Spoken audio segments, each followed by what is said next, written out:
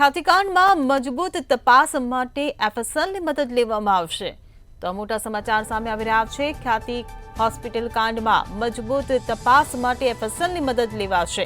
કડક સજા કરાવવા પોલીસનો એક્શન પ્લાન તૈયાર કરવામાં આવ્યો છે।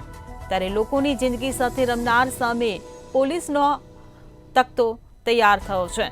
તો ડોક્ટરો પર દોષનો ટોપલો ઢોળી છટકબાજી કરનાર સામે પોલીસની બાજ નજર। તો ગુનાહિત કૃત્યમાં સંચાલકોની સંડોવણીની દિશામાં તપાસ હાથ ધરવામાં આવી રહી છે।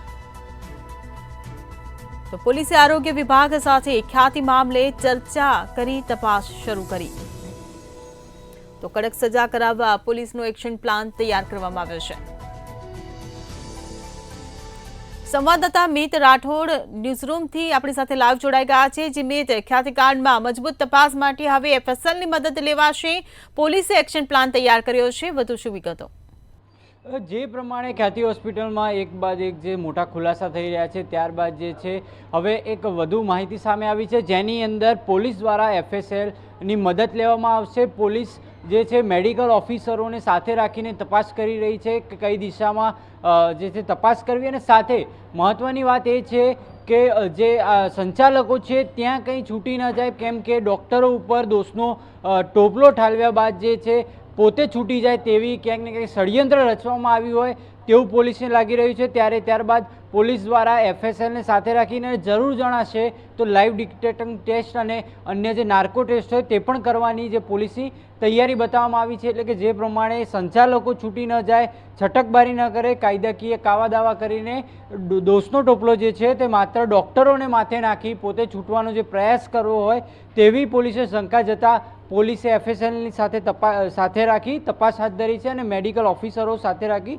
હાલ વધુ તપાસ જે છે હાથ ધરી છે। સંચાલકોનો આમાં શું રોલ હતો આ તપાસની અંદર જે છે કેમ્પ કરવા અને ત્યારબાદ જે બિનજરૂરી સારવાર આપવી તેની અંદર માસ્ટરમાઇન્ડ કોણ છે તેને લઈને પોલીસ હાલ તપાસ કરી રહી છે।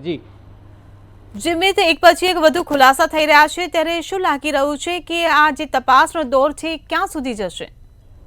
જે પ્રમાણે હાલ જે ખ્યાતિ હોસ્પિટલના મુખ્ય સંચાલક કાર્તિક પટેલ વિદેશમાં છે અને અન્ય જે ચિરાગ રાજપૂત છે તે ભૂગર્ભમાં ઉતરી ગયા છે। માત્ર એક જ આરોપી જે પ્રશાંત વજેરાણી ડૉક્ટર હતા જેમણે એન્ડોપ્લાસ્ટી કરી હતી તે જ પકડાયા છે।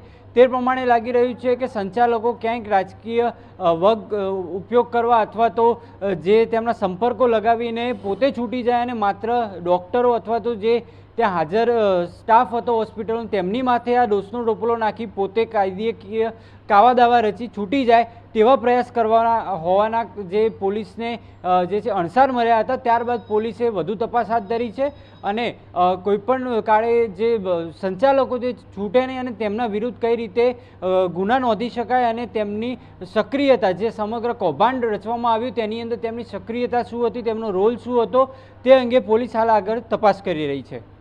જી મિત, સમગ્ર માહિતી બદલ આભાર। તો ખ્યાતિકાંડમાં મજબૂત તપાસ માટે એફએસએલની મદદ લેવામાં આવશે। કડક સજા કરાવવા પોલીસે એક્શન પ્લાન તૈયાર કર્યો છે। લોકોની જિંદગી સાથે રમનાર સામે પોલીસનો એક્શન પ્લાન તૈયાર થયો છે। તો ડોક્ટરો પર દોષનો ટોપલો ઢોળી છટકબારી કરનાર સામે પોલીસની બાજ નજર। ગુનાહિત કૃત્યમાં સંચાલકોની સંડોવણીની દિશામાં તપાસ હાથ ધરવામાં આવી રહી છે। ત્યારે પોલીસે આરોગ્ય વિભાગ સાથે ખ્યાતિ મામલે ચર્ચા કરી તપાસ શરૂ કરી।